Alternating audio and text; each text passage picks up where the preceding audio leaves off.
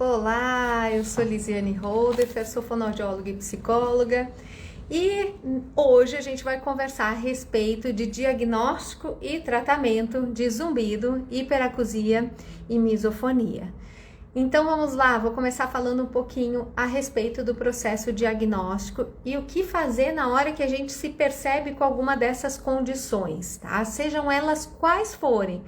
Tanto o zumbido, quanto hiperacusia, misofonia ou alterações da sensibilidade auditiva, porque até para a gente saber o quem é quem, a gente vai precisar passar por um processo diagnóstico, a gente vai precisar talvez conversar com profissionais especializados para a gente poder fazer esse processo diagnóstico adequado, tá?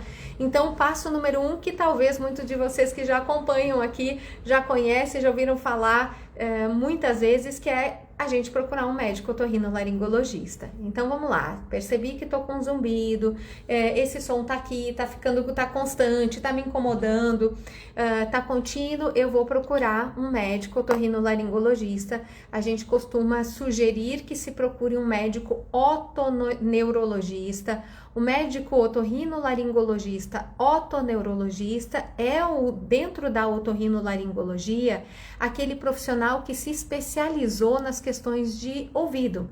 Então, dentro da fonoaudiologia, eu que sou fonoaudióloga, dentro da fonoaudiologia, sou especialista na parte de audiologia, de orelha. Eu não sou especialista na parte, por exemplo, de quem tem alteração para engolir. Paciente que começa a ter dificuldade para engolir, que precisa de um fonoaudiólogo para fazer essa parte de deglutição, que a gente chama de disfagia, eu não conseguiria fazer, eu não sou especialista nisso, tá? Dentro da fonoaudiologia, a gente tem diversas especialidades, voz, linguagem, a parte mesmo de audiologia, otoneurologia, e dentro da otorrinolaringologia a gente também tem. Então, o médico otorrinolaringologista, ele pode se especializar no ouvido, nas questões do ouvido, então questões de audição, tontura, né, equilíbrio e zumbido, misofonia, hiperacusia, ou ele pode se especializar em questões de nariz, então as alterações respiratórias, ou as alterações de voz, de garganta, de comunicação de prega vocal, tá? Então, a gente tem aí especialidades, isso aqui talvez tenham mais e eu talvez tenha, né, não tenha colocado aqui alguma coisa, mas as básicas seriam essas, então a gente sempre sugere: procure um médico otorrinolaringologista, especialista em otoneurologia. Este é o primeiro passo para você iniciar o teu processo diagnóstico. Por quê? O médico otorrinolaringologista vai avaliar. Ele vai olhar a sua orelha, vai avaliar se tem cera, ele vai avaliar suas questões respiratórias. Ah, mas eu tô indo para ver a orelha, vai avaliar a questão respiratória também? Vai, porque muitas vezes a questão do zumbido, por exemplo, pode estar ligada a alterações respiratórias. Eu tô com uma alteração aqui no meu nariz, né? E o meu nariz está alterando a tuba auditiva, porque é aquele canalzinho, aquele canudinho que eu brinco que chega ali atrás do nariz e da boca que comunica o nariz com a orelha. E aí, muitas vezes, se eu tenho alguma alteração no nariz, o médico vai ter que tratar isso para que possa funcionar bem essa comunicação ali da tuba auditiva. Tá? Então, isso é um passo obrigatório, tá? Ir para o médico otorrinolaringologista para que ele possa te avaliar. E aí, com toda a certeza do mundo, ele vai pedir exames. E esses exames podem variar dependendo da tua necessidade, da tua história. Então, você vai contar para ele tudo que aconteceu, como você está sentindo, e aí ele vai pedir exames que com certeza vão obrigatoriamente incluir uma audiometria, um exame de audiometria, que é um exame de audição, que é um exame indolor, que não é invasivo, que não vai te trazer nenhum efeito colateral, aquele que você vai na cabine e aperta o botão toda vez que você ouviu o apitinho, ouviu o apito, aperta o botão, mesmo quando estiver baixinho, e a gente vai lá medir aquele mínimo que você dá conta de perceber de som e vai descobrir qual o limiar auditivo, qual o mínimo de som que você consegue perceber, normalmente nas frequências de 250 até 8.000 Hz, tá? Esse exame é um exame clássico, eu diria que é obrigatório, né? Todo mundo que tem zumbido, que tem sensibilidade auditiva, vai fazer esse exame de audiometria. E aí é possível que ele te peça outros exames, dependendo da sua história. Então é possível que ele peça um exame de emissões otoacústicas, por exemplo. O exame de emissões otoacústicas É um exame que avalia as células ciliadas lá da cóclea, do caracol da audição. Então, aqui dentro do caracol, que a gente chama de cóclea, que é lá dentro da orelha, lá na parte interna da orelha, tá? A gente tem aqui o labirinto e aqui a gente tem a cóclea, que é o caracol da audição, e o labirinto são os anéis aqui do equilíbrio. Quando a gente faz a emissão otoacústica, a gente vai avaliar as células que estão aqui dentro desse caracol. Essas células, elas fazem um processo de movimentação para amplificar o som, para jogar esse som para o nervo, e o nervo auditivo vai carregar então lá para o cérebro, para que o cérebro possa processar essa informação. E para fazer isso, essas células precisam estar vivas e funcionando adequadamente. Então, esse exame de emissão otoacústica, ele vai avaliar se essas células estão funcionando da maneira que a gente esperaria. Quem tem filhos já fez esse exame no seu bebê, dependendo da idade dos filhos, claro, nas suas crianças, que é chamado teste da orelhinha. Então, não sei se algum de vocês aqui já teve filhos e que já faz hoje em dia na própria maternidade, já sai do hospital com o teste da orelhinha feito em boa parte dos locais, que avalia justamente isso aqui, se essas células estão funcionando adequadamente. E aí, a gente já tem uma ideia se a cóclea, se existe uma alteração aqui nessa orelha interna, na cóclea. Por quê? Porque este, por exemplo, é um dos grandes causadores de zumbido, tá? Essas alterações nessas células podem estar ligadas à geração, à manutenção de zumbido, por exemplo, tá? É possível que ele peça o exame de potencial evocado auditivo, que é o BERA ou o PEAT, que avalia o nervo que carrega essa informação lá para o cérebro. Então, o nervo auditivo, o oitavo par craniano. Então, esse exame avalia como é que estão os disparos desse nervo, se eles estão acontecendo de forma sincrônica, de forma regradinha, como é esperado que aconteça. E aí é possível que o médico também peça outros exames. É possível que ele peça um exame de audiometria de altas frequências, que é para ver como que está a sua audição em frequências acima de 8.000, porque na audiometria a gente avalia de 250 a 8.000, na audiometria convencional, mas a gente ouve de 20 Hz a 20.000 Hz. A gente não costuma fazer convencional, assim na audiometria básica no dia a dia, a gente não faz essas outras frequências, nem abaixo de 250 e nem acima de 8.000, porque na nossa rotina diária, no nosso dia a dia, a gente utiliza muito pouco sons que têm essas frequências, né? Sons mais fininhos desse jeito, que são esses sons, né, de 12.000, 15.000 Hz, 18.000 Hz. São sons mais fininhos que no nosso dia a dia a gente não tem tanta necessidade deles. Eles não fazem parte da nossa rotina e dos nossos cuidados. E também não estão envolvidos na percepção de voz. Então, para a gente entender, compreender bem voz, a gente precisa estar ouvindo muito bem nessa região entre 250 a 8.000 Hz. Especificamente ali uma regiãozinha um pouquinho menor, que está envolvida com os sons S, A, I, T, D. Então a gente sabe onde esses sons, quais as frequências que esses sons precisam para serem escutados pela outra pessoa. Então a gente avalia normalmente na audiometria convencional essa região, que é super importante para a gente entender conversa e entender os sons aí do nosso dia a dia, da nossa rotina, tá? Mas é possível que, se você tiver zumbido, o médico, por exemplo, peça para ver como é que está acima disso, para saber se, olha, a causa do zumbido, quem sabe está ali nas frequências mais agudas, tá? Ah, meu médico não me pediu isso. Talvez ele não sentiu necessidade nisso, tá? O que eu vou fazer com isso? Muitas vezes é uma forma de eu entender o que pode estar acontecendo. Não necessariamente isso vai definir a forma como a pessoa vai ser tratada. Então, às vezes você diz, devia fazer em todo mundo, porque afinal eu tenho que descobrir. Talvez não seja necessário em alguns casos, porque para alguns casos isso não vai mudar o tratamento, não vai alterar a forma como vai ser tratada. Mas para alguns casos, talvez isso seja importante, e além disso, é uma forma de você poder entender o que está acontecendo com vocês. E muitas vezes, eu acho que a grande questão, a gente ouve muito isso, né? Não descobriram a causa. Existe uma grande relevância para muitas pessoas na ideia de que eu tenho que saber o que está causando. E aí a gente pode conversar um pouco disso mais para o final, depois de falar da questão do diagnóstico, quando for falar de tratamento, porque não necessariamente eu não estou amarrado para a causa para poder tratar. Então, às vezes, mesmo eu não conseguindo, entre aspas, tá? Não conseguindo identificar a causa, porque eu acho que a gente sempre identifica alguma coisa, sempre. Ainda assim é possível tratar, tá?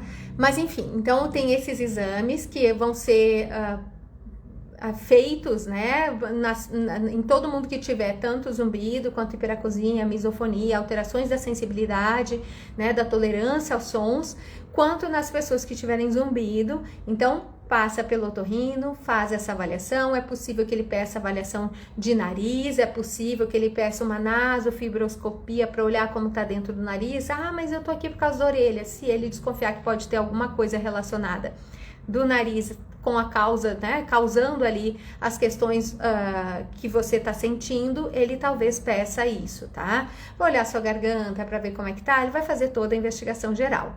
Você também vai, muito provavelmente, ser avaliado nas questões metabólicas. Então, é importante nesse processo de diagnóstico avaliar como é que está o teu metabolismo, o que é isso, como que está o meu exame de sangue, tá? Então, como é que tá minha glicose, meu colesterol, como estão meus hormônios tiroidianos, como estão algumas vitaminas que podem interferir ali em relação ao zumbido. E aí o médico, dependendo de caso para caso, também vai pedir exames mais específicos e mais direcionados, tá? Isso cabe ao médico solicitar. E o médico otorrinolaringologista está preparado, inclusive, para fazer essa solicitação dessa avaliação metabólica desses exames, tá? Muitas vezes, quando identifica alguma alteração, é possível que ele encaminhe. Então, é possível que, eu tenho aqui uma alteração na glicose ou no colesterol, precisa de um acompanhamento de um endocrinologista, precisa do acompanhamento de um nutricionista, é possível que isso aconteça, e que o médico encaminhe, então, para um profissional que possa te acompanhar em relação a essa questão e talvez investigar de novo, talvez peça outros exames, talvez peça, aqui tem uma alteração aqui nos hormônios tiroidianos, vamos fazer uma ecografia, é possível, mas aí vai da necessidade de cada caso, tá, pessoal? Então, lembrem-se sempre, não existe um protocolo necessariamente obrigatório. Existem questões que são mais obrigatórias, que nem a audiometria, por exemplo, né? Mas talvez alguns exames que alguns fizeram, os outros não fizeram, justamente porque não se viu necessidade, o médico não sentiu necessidade de pedir esses exames, porque na tua história, no teu relato, isso provavelmente não é uma questão, tá? Se o colesterol pode estar envolvido no zumbido, tá? Porque na hora que a gente aumenta a espessura do sangue, a gente pode interferir na chegada ali na irrigação da orelha. E aí, na chegada do sangue ali na orelha, na irrigação sanguínea da orelha. Então, o colesterol é um dos fatores que a gente fica de olho, sim, por exemplo, em pacientes que têm zumbido, tá? É importante que eles estejam em níveis adequados ou dentro dos melhores possíveis, tá? Durante o processo de diagnóstico, o profissional também vai avaliar, vai conversar com você a respeito das questões relacionadas ao sono. Sim, porque a gente sabe que alterações do sono estão muito ligadas a um maior desconforto com o zumbido, ou muitas vezes até a uma permanência do zumbido, né? Ele que está mantendo ali um sono ruim, às vezes está envolvido em um zumbido, por exemplo, mais incômodo. Um sono ruim, para quem tem misofonia, pode definir que no outro dia eu tenho um dia onde os sons gatilhos da misofonia sejam mais incômodos ou mais dificilmente tolerados. Na hiperacusia também, lembram o seguinte, quando a gente dorme mal, o dia inteiro, o outro dia a gente já não é a mesma pessoa. A química do nosso cérebro não é a mesma, o nosso humor não é o mesmo, a gente já não tá com o mesmo gás, então muda toda a configuração, muda todo o nosso funcionamento, mesmo que de forma muitas vezes muito sutil, e a gente talvez nem sequer perceba, né, ou até se acostume com a maneira como a gente funciona sem dormir bem, porque afinal eu não durmo bem há muito tempo, então isso também é uma outra coisa que acontece, né? Mas um sono bom e reparador, ele te dá um cérebro saudável, e te dar uma neuroquímica adequada. Então, isso é uma parte super importante de ser avaliada e de fazer parte aí do processo diagnóstico, de fazer parte dessa conversa que você vai ter. E aí essa conversa é com um profissional otorrinolaringologista também, muitas vezes, e talvez ele possa pedir um exame de polissonografia para poder entender caso haja indicação para isso, se há um distúrbio do sono, que tipo de distúrbio que pode estar acontecendo, ou como ele pode fazer para ajudar, ou se tem que intervir de alguma maneira, se tem que usar algum outro recurso, seja ele medicamentoso, ou seja ele um equipamento, né, CPAP ou aparelho, para poder regular e melhorar essa condição de sono, por exemplo, tá? Muito bem, avaliadas as questões do sono, a gente também vai ter durante o processo diagnóstico uma parte onde a gente vai conversar sobre as questões emocionais, sim, tá? Isso pode ser feito tanto pelo otorrino e deve ser feito, quanto pelo profissional que vai te atender depois. Então, por exemplo, eu não sou otorrino, eu sou fonoaudióloga e sou psicóloga. Toda essa conversa eu tenho com os meus pacientes, então eu avalio todos os exames audiológicos, que obviamente não fui eu que solicitei, porque eu não é um médico otorrino que vai avaliar e que vai solicitar, mas eu sento, mostro, a gente tenta entender o que está acontecendo nos exames, para a pessoa poder entender o que é que está rolando ali. E se tem ali uma justificativa que possa explicar o surgimento desse sintoma que a pessoa está percebendo. E aí a gente também vai conversar sobre isso, a gente vai conversar sobre o sono, a gente vai conversar sobre as questões metabólicas, a gente vai conversar também sobre a questão emocional. Então, as questões emocionais, elas vão ser necessárias, que é necessário que elas sejam abordadas, porque muitas vezes elas estão intimamente ligadas à percepção do zumbido e das situações de dificuldade de tolerância a sons. Então, esse é um outro quesito no processo de diagnóstico que é muito importante. Alguns pacientes talvez tenham indicação para o uso de medicação para modular, para ajudar nas questões emocionais. É possível que o médico encaminhe você, por exemplo, para um profissional psiquiatra para poder ajustar uma medicação para você. É possível e isso pode ser interessante se existir uma indicação adequada para isso. Então, este processo de avaliação, de identificação das questões emocionais envolvidas, ele também é indispensável. Muitas vezes a gente precisa olhar para isso com um pouco mais de carinho, e não estou dizendo para vocês que as questões emocionais, zumbido é emocional. Eu não estou dizendo que o zumbido é emocional.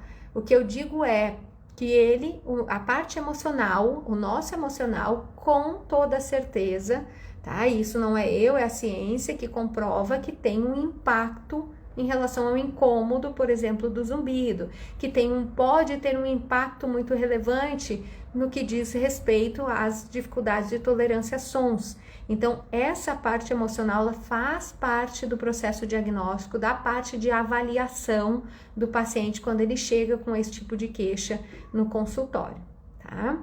Uma outra questão para a gente perguntar e avaliar durante o processo diagnóstico são as questões ligadas à qualidade de vida. Então, é super importante que os profissionais conversem a respeito de como é a sua rotina. Você faz atividade física? Como é a sua alimentação? Então, esse tipo de coisa que parece muito básica, todo profissional, todo médico fala sobre isso, sim, é obrigatório, porque a gente sabe que são situações que estão intimamente relacionadas às questões de sensibilidade auditiva e zumbido.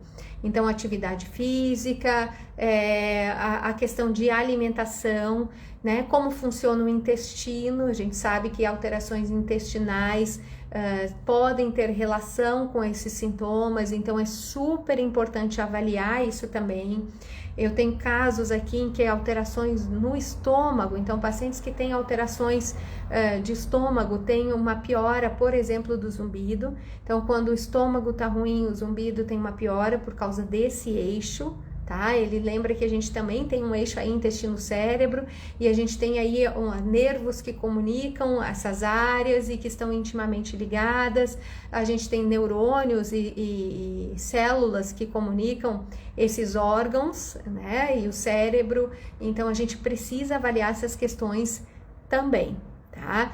Logicamente, não necessariamente vão pedir para você fazer um exame de intestino, uma colonoscopia, uma endoscopia, não tem essa necessidade se não houver uma queixa relacionada, tá?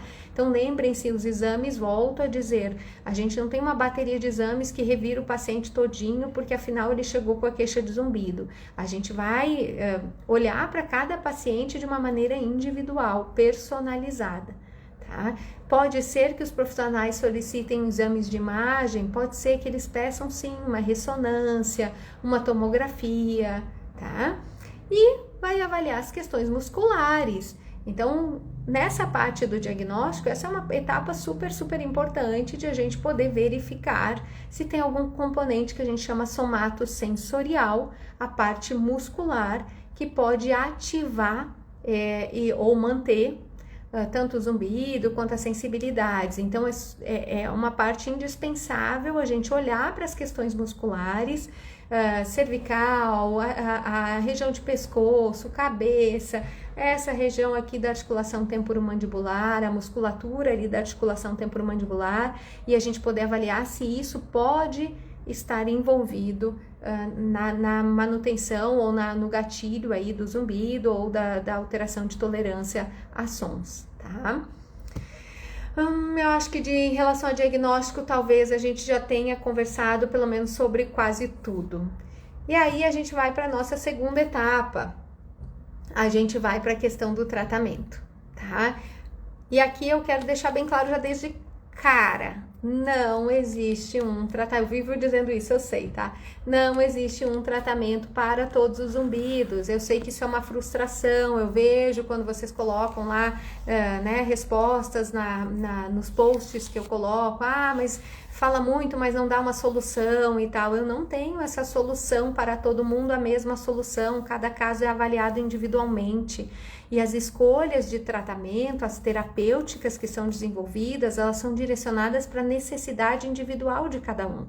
Então, às vezes você vai ouvir um vizinho seu dizer, nossa, eu fiz isso ou tomei isso e o meu sintoma, por exemplo, tem um zumbido, meu zumbido sumiu e você tem zumbido e vai tomar a mesma coisa, e talvez você já tenha até vivido isso, vai tomar a mesma coisa ou vai fazer o mesmo procedimento que essa pessoa e opa, o meu zumbido não sumiu, às vezes até piora, às vezes até tem um efeito contrário. Por quê? Porque a gente tem diferentes causas. Se vocês forem ver tudo que a gente conversou até agora, olha a quantidade de coisas que a gente precisa avaliar, que a gente precisa observar na hora de fazer um diagnóstico ou na hora de a gente poder entender a história desse paciente, para entender o que está envolvido nesses sintomas. E aí, a partir daí que a gente vai definir um protocolo de atendimento, um protocolo de ação. E aí você vai dizer, nossa, no seu caso eu usaria, por exemplo, um protocolo de terapia manual. Sim, mas a terapia manual que eu vou fazer para você vai utilizar ou vai abordar musculaturas diferentes da que eu vou usar, por exemplo, com outra pessoa que também utilizei terapia manual. Acho interessante a gente usar com você a fotobiomodulação. Sim, mas a fotobiomodulação, o laser que eu vou utilizar para você, vai ter uma abordagem diferente do laser que eu vou utilizar para o outro. O outro talvez eu utilize mais ligado para a questão muscular, para você eu preciso ligar mais para a questão emocional, para o outro eu preciso usar mais ligado à questão circulatória, ou talvez eu precise fazer um combo dessas situações. Então, eu preciso direcionar o tratamento é completamente personalizado, tá, pessoal? Ainda não existe para zumbido uma fórmula única para resolver todos os zumbidos. Para misofonia, eu tenho aqui uma fórmula única que todo mundo faz desse jeito, é nessa matemática que vai funcionar para todo mundo. Seria a mesma coisa que eu dissesse assim, todo paciente que tem ansiedade, eu entro aqui, eu tenho um protocolo, eu já passo até por escrito, o senhor vai fazer isso hoje, isso amanhã, aquilo depois da manhã, o senhor vai se livrar da sua ansiedade. Não funciona assim. Eu preciso ver como esse paciente funciona, como é a rotina dele, o que ele faz, o que é que gera ansiedade para ele, que talvez seja diferente do outro. Quais são os pensamentos que estão envolvidos, o que é que tá disparando esses sintomas nele, que talvez sejam diferentes do outro. E aí talvez eu possa aplicar uma mesma técnica, mas com estruturas diferentes, porque a necessidade dele é uma necessidade diferente. Exatamente a mesma coisa quando a gente vai falar de tratamento de zumbido e sensibilidade auditiva. Tá? Então, eu vou aplicar muitas vezes o mesmo nome de técnica com uma estrutura completamente diferente na hora que a gente vai aplicar ou intervir no paciente, tá? E aí, para tratamentos de zumbido, tem até uma pergunta que uma pessoa colocou aqui que talvez agora né, já vai até ser respondida. A gente tem diversas abordagens, então vamos lá. Pacientes que têm perda de audição, e essa perda de audição necessita de tratamento, tá? Existem diferentes formas de tratar perda de audição e, de novo, a gente vai depender do tipo de perda. Então, dependendo do tipo de perda, é possível que exista uma indicação para uso de medicação, porque eu tenho, por exemplo, estou dizendo aqui uma otite, tá? A gente tem aqui uma pessoa que colocou ali, tô usando um anti-inflamatório, um antibiótico, porque tá com uma mastoidite, eu acho que até conversou comigo no privado, né? Então pronto, o médico indicou ali uma medicação para tratar aquela condição. Então nesse caso, por exemplo, a gente teria o uso de uma medicação que tem o potencial de melhorar, por exemplo, nesses casos, a perda de audição, porque essa perda de audição é gerada por uma questão que está ali ativa e que tem uma medicação que é capaz de resolver essa questão e aí, consequentemente, melhorar ou resolver a perda de audição. Com isso, é possível que o zumbido melhore? Sim. É possível que eu resolva o meu problema auditivo e o zumbido continue? Sim. Então, de novo, a medicação não é especificamente para o zumbido, a medicação é para a causa do zumbido. E a medicação não é para curar a perda de audição, mas é para resolver o que está gerando a perda de audição. Muitas perdas de audição não vão ter tratamento medicamentoso, não tem remédio que faz resolver. De novo, deixa eu pegar aqui. Dentro do nosso caracolzinho que chama cóclea, a gente tem células. Quando a gente tem uma perda de audição que gera a morte dessas células, a gente não tem medicação que façam elas nascer de novo, tá? Então, quando a gente tem, eu brinco que é que nem as marcas de expressão, né? Depois que as células aqui morrem, eu posso até colocar um botox para paralisar a situação, mas não renasce as células. Né? Eu até posso botar células novas e tal, mas aquela ali não renasce mais. Até o presente momento, tá? Se estuda, inclusive, para desenvolver fórmulas e estratégias para essas células renascerem. A gente não tem isso hoje no mercado, a gente não tem isso como uma opção, a gente não tem uma cirurgia que faça isso hoje. E aí, muitas vezes, quando eu tenho uma perda de audição que é gerada por essa morte dessas células ciliadas, eu preciso tentar resolver a questão da perda. E para isso, o uso do aparelho auditivo, em alguns casos, é indicado, porque o aparelho auditivo vai fazer renascer essas células? Não, porque o aparelho auditivo vai fazer né? Não é uma orelha nova, a gente não tá nesse ponto, mas vai fazer a função delas. Então, ela vai tentar compensar o que essas célulazinhas aqui já não estão mais fazendo e jogar som lá para o meu cérebro. E isso pode ajudar muito, por exemplo, num caso de zumbido, porque lá no cérebro, o cérebro está hiperativo em função da perda de audição. E essa hiperativação é o gerador de zumbido. Essa hiperativação pode ser o que está causando zumbido, tipo um fio desencapado. Então, na hora que eu coloco o aparelho auditivo e devolvo a função que me foi tirada, essa hiperativação tem a chance de baixar. E aí, com isso, eu posso ter um alívio, né, uma solução do zumbido. Então, o aparelho auditivo é uma das formas de tratamento do zumbido, porque ele vai tratar a perda de audição, neste caso, tá? E aí, a ideia é que isso gere lá no cérebro, lá no centro, essa compensação, vamos dizer assim, que faz com que esse cérebro reduza essa hiperativação. E aí pare com essa geração de som que o meu cérebro lê como zumbido, tá? Não são todos os casos que tem essa indicação de usar o aparelho auditivo, e o aparelho auditivo não é uma mágica, tá? Então, aqui entra uma outra coisa. Então, tem pacientes que chegam aqui e dizem, eu botei o aparelho e não adiantou nada. Quanto tempo você ficou de aparelho? 1 semana. Não vai mesmo, tá, gente? Tem isso não. Eu adoraria dizer pra vocês, nossa, coloca aparelho que a sua vida vai mudar de hoje pra amanhã. zumbido, boa parte dos tratamentos, tá? Não vai ser assim, não vai ser fiz hoje, amanhã tô novo. Ai, fiz agora e uma hora depois eu sou uma pessoa sem aquilo. Não vai ser assim. Aparelho não é diferente, até porque nós estamos lidando com o quê? Cérebro. Seria a mesma coisa, eu falo isso para os meus pacientes, é a mesma coisa que eu dissesse para você que eu, sei lá, tem uma pílula aqui que se você tomar, você fala francês amanhã.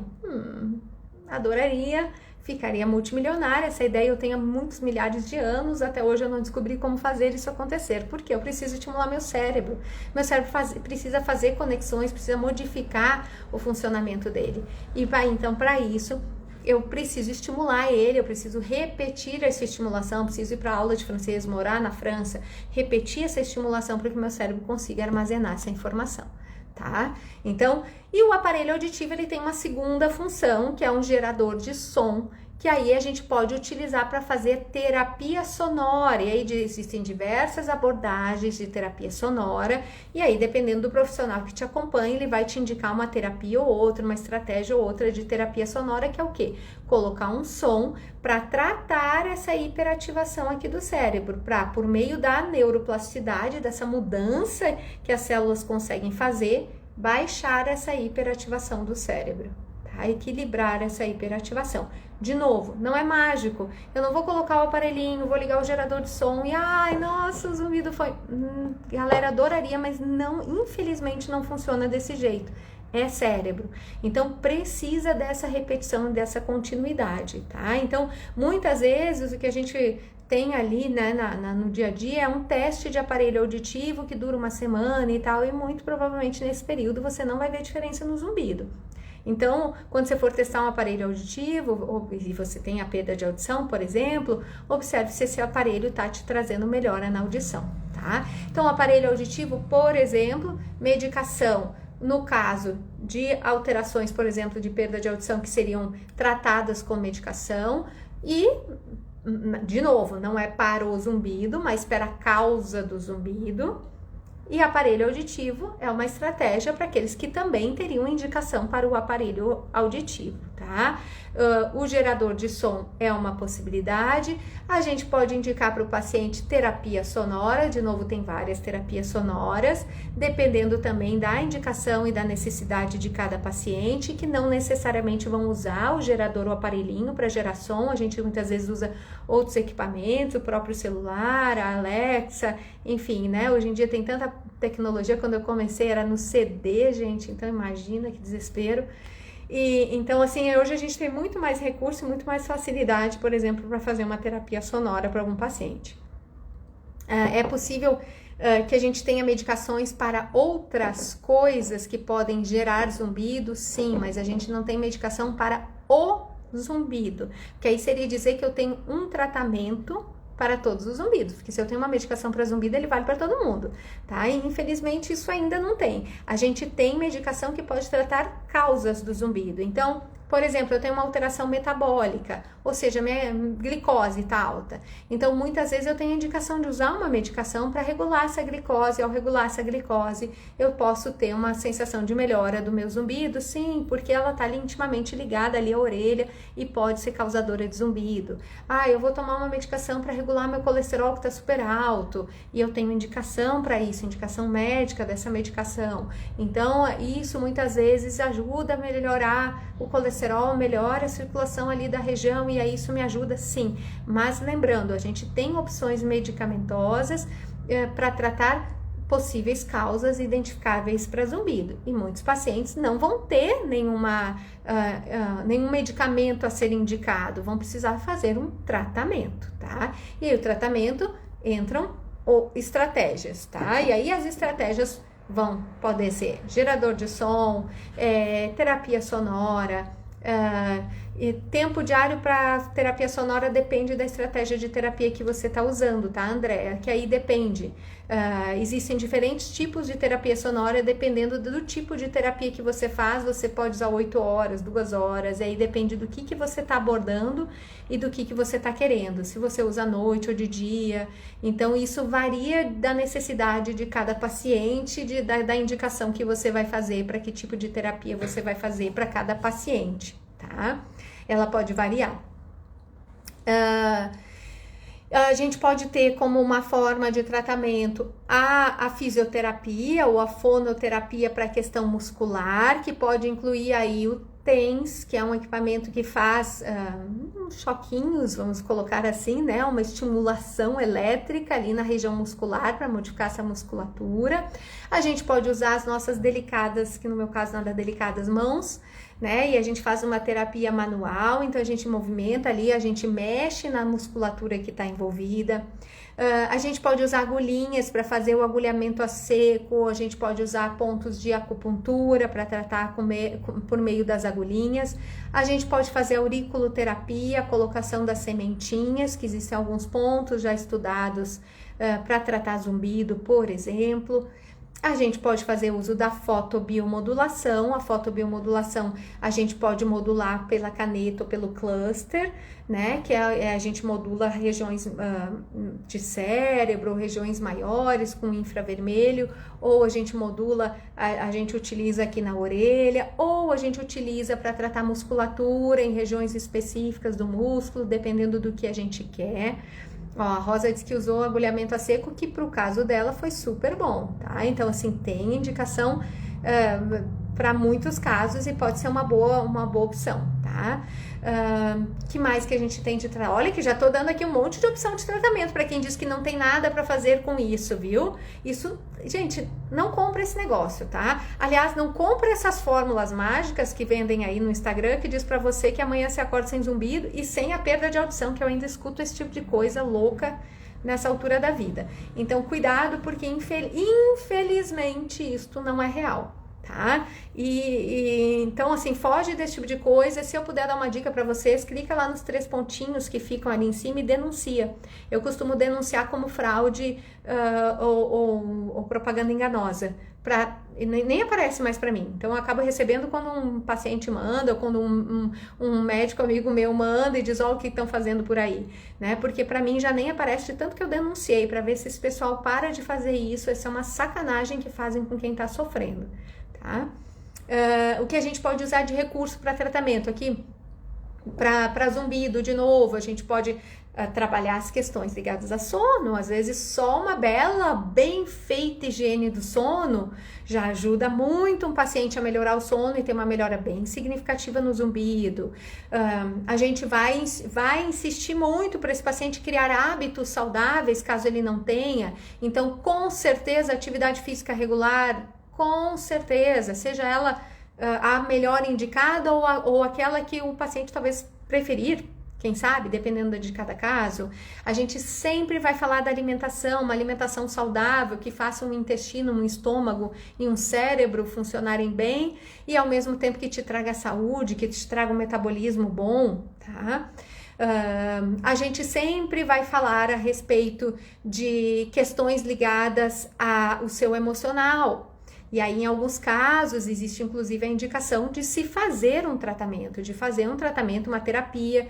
A literatura fala muito fortemente sobre a terapia cognitivo-comportamental. Eu sou suspeita, porque é a minha linha de tratamento. Então, assim, a gente sabe dela porque as pesquisas científicas são muito robustas, muito fortes, e é tida como uma das formas mais cientificamente comprovadas de tratamento para zumbido, a terapia cognitivo-comportamental.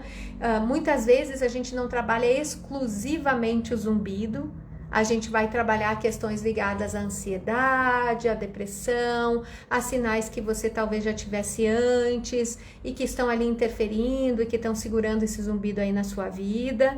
Tá? Então, a gente tem aí algumas estruturas para trabalhar. No caso das sensibilidades sonoras, da hiperacusia, por exemplo, terapia sonora é bastante interessante em muitos casos. É possível que seja associada a alguma medicação que possa melhorar a tua relação com sons, né, na misofonia ou na hiperacusia, para você lidar melhor com os gatilhos, com sons que estão ligados à ansiedade, a maneira como eu ligo, a forma como eu reajo, a parte mais reativa desses sons. Muitas vezes tem uma medicação de apoio. Tem uma medicação que resolve a hiperacusia? Não. Tem uma medicação que cura a misofonia? Ainda não. tá? Mas elas entram medicações que vão ajudar a gente a lidar melhor, e inclusive muitas vezes poder aproveitar melhor o tratamento que eu tô fazendo e funcionar melhor nesse tratamento, e aí ter uma resposta mais interessante a esse trabalho que está sendo feito, tá? E aí a gente também tem muita indicação na hiperacusia de muitos casos da terapia cognitivo-comportamental e muitos casos ligados às questões somatosensoriais também, né, a parte muscular. Então muitas vezes tem essa indicação de a gente entrar com uma estratégia para a parte muscular que pode estar ligada à hiperacusia, a possível síndrome do tensor do tímpano e outros fatores aí que podem estar envolvidos, bem ligados à hiperacusia, tá? No caso da misofonia e no caso da fonofobia, a gente já inclinaria esse tratamento bem para a terapia cognitivo-comportamental, tá? Nesses dois casos, da misofonia e da fonofobia, a gente tem uma estrutura mais psicológica do que da via auditiva. Então, sim, é uma relação na conversa do sistema auditivo central com o sistema límbico, o sistema emocional, que está alterada. Mas a via de tratamento que a gente tem até o presente momento é pela linha da terapia cognitivo-comportamental.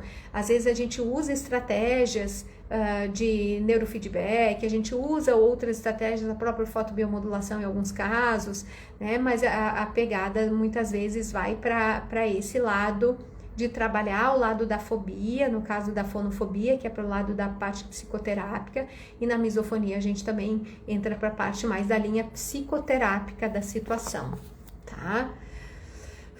Deixa eu ver abordagens mais de tratamento, se tem alguma coisa que me passou. Às vezes a gente usa a reabilitação labiríntica associada, porque muitas vezes esse paciente tem uma questão labiríntica junto, então muitas vezes o que está causando o zumbido também está causando tontura, então a reabilitação labiríntica às vezes consegue nos ajudar nesse caminho, ou tem que participar deste caminho para tratar todas essa condição. Que mais? Se eu lembrar de mais alguma coisa eu vou colocando, tá? Mas aí eu já vou respondendo as perguntas que deixaram ali na caixinha de perguntas, e vou responder as perguntas que também colocaram aqui. Se eu conseguir as primeiras, talvez eu perca, tá, pessoal? Tô voltando aqui, mas é possível que alguma outra passe. Eu peço desculpa, se quiser mandar de novo aí eu vou olhando. Ai, me descoordenei.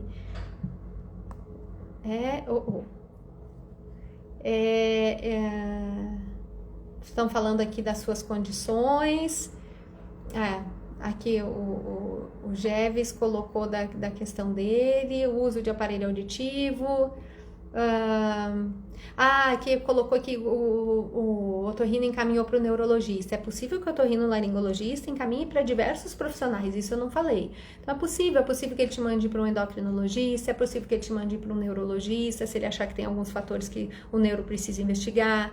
É possível que ele te mande para um atendimento, para uma avaliação de um psiquiatra, para poder ver as questões emocionais, como você está lidando com as questões emocionais ali envolvidas. E é possível que ele te encaminhe para um fisioterapeuta, para um fonoaudiólogo, para um psicólogo, para poder fazer também a parte da avaliação específica de cada uma dessas áreas e o tratamento específico para a tua necessidade, tá? Tá aqui com uma questão a Rosália, de que o aparelho, ele melhora a audição, mas está provocando alterações odores temporomandibulares. Eu sugiro fortemente você buscar um acompanhamento específico para isso, com um fisioterapeuta, um fonoaudiólogo especializado, porque tem alguma questão muscular que na hora que coloca aqui tá travando a musculatura, então é uma coisa que pode ser tratada, tá? O uso do aparelho, ele é importante, verificar a borrachinha que tá usando no aparelho, às vezes a troca de borrachinha, você já deve ter feito isso, imagino eu, né? Que a gente chama de oliva, também pode ajudar, tá? A troca de oliva pode ajudar, tá? Então vale a pena dar uma reinvestigada, tá?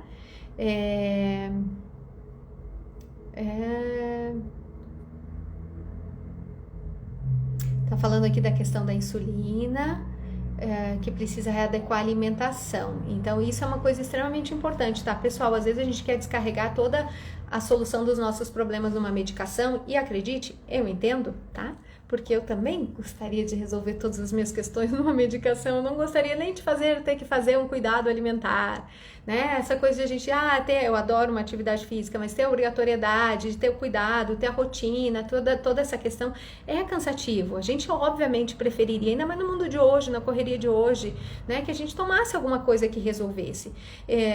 Essa semana eu comentei com um paciente aqui, que eu falei, olha, é a mesma coisa quando a gente torce o pé, não sei se vocês já torceram ou eu já torci os dois, né? Então, quando a gente torce o pé, minha solução era, eu queria alguma coisa que no outro dia eu pudesse andar de novo, e trabalhar, e fazer minhas coisas, e correr, e eu não quero ficar imobilizada, eu não quero ficar parada, mancando, não posso pisar no pé, é um saco. Não rompi nada, não tá tudo inteiro lá dentro. Mas o pé tá uma bolota, tá tudo, né, assim, a bolota não resolve do dia pra noite. O inchaço que eu tô no pé não vai resolver do dia pra noite. Eu vou ter que ter um processo onde eu vou imobilizar e esperar o tempo do meu pé, enquanto isso, hoje em dia já se faz fisioterapia enquanto isso, né, não espera passar esse período. Então a gente já faz ali a fisioterapia, já vou recuperando a questão muscular, mas eu já tenho tudo de volta de novo, eu fiz uma sessão de fisio e tá tudo de volta. Não tá. Eu vou ter que ficar fazendo lá repetições das sessões de fisioterapia, né? Eu vou ter que esperar o tempo do meu pé recuperar, eu vou ter que fazer. Então, muitas vezes os tratamentos, eles não são mágicos entre aspas, tá? Porque eu não tô querendo dizer que é mágica tomar um remédio e resolver, não, tem um princípio ativo que age ali. Mas muitas vezes os tratamentos não estão tão rápidos, não são tão instantâneos. Fiz hoje e amanhã resolveu. Muitas vezes eu preciso repetir. E eu sei que isso é algo até meio fora do que a gente tem hoje, né? Hoje eu mando uma mensagem, se a pessoa demora muito para responder, eu já acho um absurdo. Já não é isso que a gente espera. A gente já espera tudo para ontem. Nós estamos muito acelerados. Isso, inclusive, tem feito mal pra gente. Isso tem deposto contra nós, tem sido ruim para nós. Mas no caso do zumbido, é claro, eu tô sofrendo. É óbvio que eu gostaria que isso resolvesse. Na misofonia, eu gostaria que eu parasse de ter esse desconforto de hoje para amanhã. Só que, infelizmente, esse é um dos casos que nem a torção do pé, que eu vou ter um período que eu vou ter que tratar, que eu vou ter que repetir, que eu vou ter que voltar, que eu vou ter que fazer exercício, talvez eu tenha que fazer coisa em casa, tenho que voltar na físio, no médico, enfim, no processo todo para que eu possa ter o resultado que eu desejo. E apesar de muito cansativo, às vezes frustrante e às vezes um pouco demorado, essas respostas chegam, elas vêm. Tá? E talvez não venham do jeito que a gente imagina também. Porque eu sei que existe uma expectativa de que eu gostaria que o zumbido sumisse. Eu gostaria que nenhum som mais gatilho me gerasse nenhum desconforto. Eu não quero mais sentir isso que eu tô sentindo, né? Numa misofonia. Né? Numa hiperacusia, eu quero poder ficar ali na frente da caixa de som e não sentir mais nada. O que não é nem sequer indicado e nem bom, tá? Mas digamos que, né, seria ali o meu desejo. E muitas vezes não é isso que eu vou atingir. Né? Muitas vezes eu consigo, não tem incômodo nenhum com o zumbido, mas ele não desapareceu. E às vezes eu fico ligada nisso. Não, ele não me incomoda mais. Não, ele não me atrapalha em nada. Mas ele não foi embora. E eu fico ligada na história de ele ir embora. Então eu realmente eu nem deixo ele ir embora. Porque meu córtex acaba se ligando fortemente naquele estímulo. Então, observe os benefícios, os passos que você está dando, mesmo que ele não seja o passo final, que é onde a gente quer chegar, mas eu já estou conseguindo ter uma melhora. Então, valoriza isso durante o processo, porque isso vai te empurrar para onde você deseja. Então, quanto mais você valorizar os pequenos passos que você está dando, acredite, mais rápido você chega onde você quer. A gente pode prometer que você vai chegar na eliminação de todos os seus sintomas, seja ele misofonia, zumbido, não pode. Alguém no mundo pode, que eu saiba, que eu conheça, não. Tá? Inclusive, digo para desconfiar com muito cuidado de pessoas que vão te fazer esse tipo de promessa, porque com certeza não está sendo uma promessa honesta, porque hoje a gente não tem, até onde a gente sabe, e eu leio e me atualizo e vou para congresso, estou indo para um agora em setembro, inclusive a gente vai ficar aí um mês sem live porque eu vou estar viajando, justamente congresso internacional, onde a gente tem contato com todo mundo que está pesquisando, e não tem ninguém que tem essa fórmula, resolvi, não tem ninguém que tem essa fórmula, curei a perda de audição, tomei um remédio, isso não, infelizmente, isso não é uma realidade, e aí a gente tome cuidado com quem promete, tá, pessoal? Deixa eu ver se tem mais. Ó, aqui estão falando de dores na temporomandibular, e aí nesse caso talvez você precise de uma investigação também, que eu esqueci de dizer, do dentista especialista em articulação temporomandibular, então também é outro profissional que muitas vezes vai ser envolvido aí nessa questão, tá? Eu tenho hiperacusia, escuto até a formiga. Meu zumbido é horrível. Ai, olha, a hiperacusia, às vezes, quando ela é assim, forte, ela é bem agoniante, bem desesperadora, né? Porque ela realmente é muito desconfortável. E busca tratamento, tá, Vivi? Tem saída para as duas condições, tá? Você falou em alimentação saudável, fígado tem a ver com zumbido? Pode ter, tá? Pode não ter.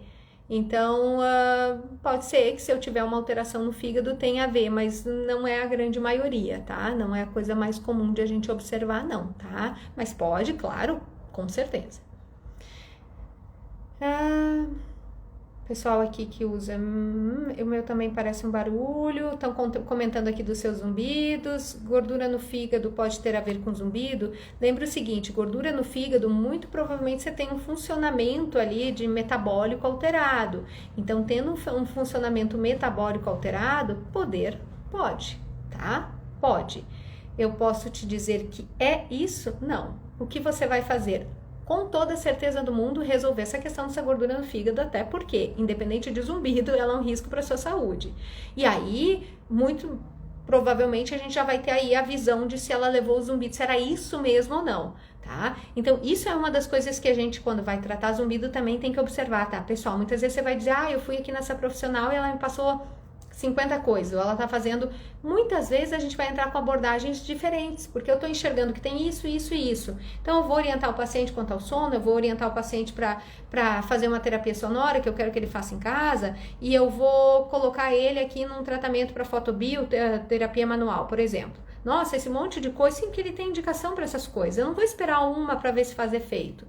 Aí eu vou tentar outra, por quê? Porque eu sei que se eu casar situações, eu tenho mais sucesso. Então, dá uma olhada, verifica se tem outras coisas além da gordura no fígado que possam estar envolvidas com seu zumbido e trabalha tudo. Já deixa a tua saúde em dia, tá? Doutora, pode ter um grupo de apoio com os pacientes, ou cada coisa que digo que tem hiperacusia e misofonia. A grande maioria não acredita, é difícil lidar nesse mundo cada vez mais barulhento. Eu te entendo super. Olha, eu nunca criei um grupo porque é difícil... porque você precisa ter tempo para coordenar o grupo, porque senão, qual é a minha preocupação, que já é um cuidado extremo que eu tenho no Instagram, é que o grupo não vire um local onde cada um vai colocar os seus medos e as suas dificuldades sem isso ser trabalhado. Por quê? Porque eu já tive no consultório pacientes em situação extremamente delicada, para dizer o mínimo. Quando eu digo extremamente delicada, é extremamente, assim, risco de vida, em função de coisas que leram na internet. Então, assim, no momento em que você lê lá uma frase de alguém, fiz de tudo e nada resolveu, você diz, viu só, não tem solução. Aí você lê um monte de outras coisas, mas o teu medo, ele salvou aquilo ali. Aquela pessoa fez de tudo e nada resolveu. Aí você vai em um médico, ele vai dizer, não, nós vamos fazer isso, isso, isso, tem um excelente prognóstico, tem tudo para você ficar bem, mas aquela frase fica palpitando. Cara, mas eu li ela uma vez, eu nem sei quem é a pessoa. Sim, só que o teu cérebro vai tentar te defender, ele vai salvar aquilo ali. E ele vai dizer, sim, você vai fazer isso tudo aqui, mas e se você for daqueles que vai fazer de tudo e nada vai? E aí, então, a gente não sabe o que essa pessoa fez de fato, a gente não sabe realmente qual foi a estrutura que ela teve, a gente não sabe como ela se trabalhou, a gente nem sabe como está ela emocionalmente hoje, para poder dizer isso de uma zona onde a gente consiga dizer, realmente tem algum critério para falar isso. E esse é o meu medo. Eu tenho muito medo que o Instagram vire isso e que eu, ao invés de ajudar, acabe comprometendo a saúde mental e até física de muitas pessoas, quando o meu intuito é ajudar. Então, eu tenho muito cuidado com isso, e aí para montar grupo eu teria que estar super atenta, tem que estar fazendo todas essas moderações e tal, e isso demanda muito tempo e com muita atenção.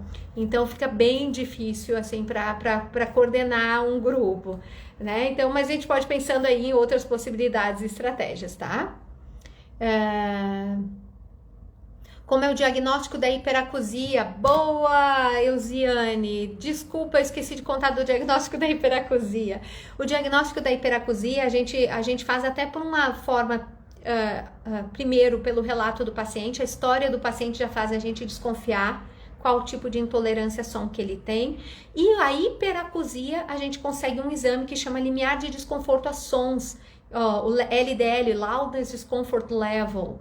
Esse exame, ele é feito lá na cabine de audiometria, só que quando você está fazendo audiometria, a gente está reduzindo o som até um ponto onde você praticamente não ouve mais. Quando a gente faz o LDL, o limiar de desconforto, a gente aumenta o volume até um ponto onde o paciente está próximo a sentir o desconforto. Então, a gente chega ali muito próximo, muito na borda do desconforto do paciente. Com base nisso, a gente consegue dizer se está dentro dos parâmetros de normalidade ou não. Então, esse é um exame que ajudaria a gente, por exemplo, a bater um martelo para uma hiperacusia, tá? Misofonia hoje a gente pode até aplicar questionário, mas normalmente o relato do paciente é bem claro e clássico, tá? Normalmente, então muitas vezes só da conversa com o paciente é dessa forma hoje em dia que a gente, por enquanto, faz o diagnóstico da misofonia. Que mais? Eu acho que é isso. A fonofobia também, muitas vezes é pelo relato do paciente, então você vai esmiuçando e vai vendo se tem características de fobia e como é que ela se apresenta, tá?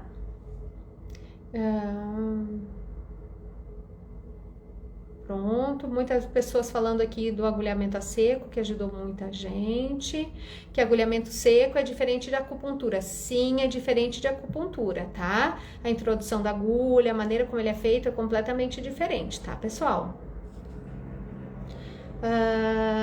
Fisioterapeuta faz agulhamento a seco, sim, tá? Então pesquisa se o fisioterapeuta com quem você está faz esse tipo de procedimento, tá? Também é uma outra questão para você investigar. Muito bem, eu acho que cobrimos aqui. Eu vou só fazer as da caixinha de perguntas e aí eu vou encerrar por causa do tempo, que a gente também já tá quase no horário. Eu atrasei, eu peço desculpas que eu estava em atendimento e atrasei o meu atendimento e acabei atrasando para entrar aqui com vocês. Então, aqui uma das perguntas que deixaram é motivos para desencadear a misofonia. Então, quais são as causas da misofonia? Não sabemos ainda, tá? A gente não tem, a literatura ainda não sabe te dizer quais são as causas. Existe uma grande sugestão de que ela tem um componente hereditário, né, genético, porque a gente vê esse histórico na família. Normalmente a misofonia começa a se expressar, aparecer normalmente na infância ou na adolescência, muitas vezes ligada a sons provocados ou criados ou produzidos pelos familiares. A gente tem a gente não pode bater o martelo também do que é que causa a misofonia, mas o que a gente sabe, o que a literatura já sabe, é que muito provavelmente tem uma conversa, uma questão neurológica. Então existe ali uma conversa neurológica entre sistema límbico, lá no córtex, neuro, tá? Com o sistema límbico, que é o sistema emocional, que classifica os sons, com a via auditiva. Só que isso é uma participação muito forte aqui do nosso sistema límbico, por isso que a gente trata ele via sistema límbico, pelo menos por enquanto, tá? Então, a nossa olhar para ele é para o sistema emocional, porque a gente tem esses gatilhos, esses disparos que geram essa raiva, esse ódio, essa desregulação, às vezes até um sintoma físico, palpitação, sudorese, vontade de pular no pescoço do outro, quando desencadeia esses sons que para os outros são nada, que não significam nada, tá? Uma outra pergunta que deixaram lá é que se o tratamento psiquiátrico e psicológico é aliado do tratamento do zumbido. Sim, com certeza. É para todo mundo? Não necessariamente, né? Não é todo mundo que tem zumbido que necessita de um acompanhamento psiquiátrico, psicológico, medicamentoso, ou enfim, não é. Então, a gente, mas para alguns casos é super indicado, tá? Volto a dizer, a parte da psicologia cognitivo-comportamental, o tratamento do zumbido via cognitivo-comportamental, dentro da literatura, é um dos que mais traz bons resultados aí no tratamento do zumbido. Então, sim, é um super aliado, tá? E é uma indicação, muitas vezes, básica, necessária, assim, para alguns pacientes, tá? E aqui tem uma pergunta se o zumbido só melhora se usar aparelho. Claro que não, existem alguns casos em que inclusive não é indicado o aparelho, tá? Mas existem alguns casos em que o aparelho é super indicado e que muitas vezes mesmo a gente usando outras estratégias não vai trazer um benefício tão grande que talvez o aparelho seja o recurso ideal para essa pessoa. Aparelho tanto para corrigir a audição quanto o aparelho para gerar som para fazer terapia sonora ou os dois juntos. Tá? Isso também pode acontecer. Medicamento não ajuda? A mesma pessoa fez a mesma pergunta. Aí volta para a situação. Não existe um medicamento para zumbido. Existem medicamentos para algumas causas do zumbido. Então, sim, ajuda naquelas causas que a gente tem tratamento medicamentoso. Né? Se não tiver uma causa cujo tratamento seja medicamentoso, a gente não vai ter esse benefício. Ajuda no tratamento do zumbido em pacientes que têm, por exemplo, depressão e ansiedade, e aí tem a indicação de fazer uma medicação direcionada para isso, super ajuda, porque vai ajudar esse paciente a conseguir, inclusive, ter mais força para lutar, para fazer uma terapia e para melhorar da depressão, da ansiedade, e aí sim conseguir brigar para melhorar do zumbido, e aí nisso tem uma indicação interessante. Agora, uma medicação para o zumbido, infelizmente, isso ainda não tem. Tá? E aí uma pergunta que eu quero muito conversar com vocês, eu não vou terminar sem falar disso, é qual a relação zumbido-Alzheimer, tá? Porque isso, ao meu ver, iniciou graças a uma propaganda vendendo medicação e gerou uma polêmica. Nessa propaganda tinha um cara vestido com jaleco que se dizia médico e que mostrava por A mais B que zumbido tá ligado ao Alzheimer, e aí depois disso eu acho que vieram outras propagandas e talvez até outras pessoas envolvidas, tá? Mas vamos botar aqui em pratos limpos. O que a gente sabe? Zumbido é um sintoma, ele não é uma doença. Eu tô com dor de cabeça porque o zumbido me deu dor de cabeça. Tá? O que está gerando a dor de cabeça pode ter causado um aumento do zumbido. Eu tô com dor de dente por causa do meu zumbido. Não. Tá? Então, o que está gerando a dor no dente pode ter gerado um aumento do zumbido ou ter causado zumbido, porque às vezes eu tenho dor de dente por apertamento, acreditem, de tanto fazer apertamento e bruxismo, eu tenho dor no dente, e aí pode ser isso que tá? Pode. Mas o zumbido é um sintoma, ele não é uma doença, ele não causa. O mesmo raciocínio a gente vai usar para Alzheimer. Tá? O zumbido não é causador de Alzheimer. Agora, coisas que causam zumbido podem causar Alzheimer. Vamos lá. Perda de audição não tratada adequadamente. Então, perdas de audição que têm uma indicação de terem um uso de aparelho auditivo, de ser feito uma recolocação desse som para dentro lá da via auditiva, eles aumentam o risco de Alzheimer em torno de 40-42%, tá? Então, perdas auditivas não tratadas são risco para Alzheimer. Zumbido está muito ligado à perda de audição. Então, é possível que com um paciente que tem perda de audição e que tem zumbido, tem um maior risco de desenvolver Alzheimer, não por causa do zumbido, mas em função da perda auditiva, tá? O que a gente sabe também? Alterações glicêmicas, hoje, são um dos maiores riscos para a gente desenvolver Alzheimer. Se sabe que em torno de 70% dos Alzheimers, eles poderiam ser evitáveis, que são alimentares, são erros na nossa alimentação. Mas muito ligado a açúcar, que eles chamam de caramelização do cérebro, porque a gente consome açúcar e isso vai machucando as células lá, para dizer dessa forma, não é bem isso, mas enfim, as células lá do meu cérebro, gerando essa morte dessas células, e isso vai predispor a gente a desenvolver Alzheimer. Aumenta o risco de a gente ter Alzheimer quando a gente tem alterações da glicemia. O zumbido pode vir em decorrência de uma alteração da glicemia.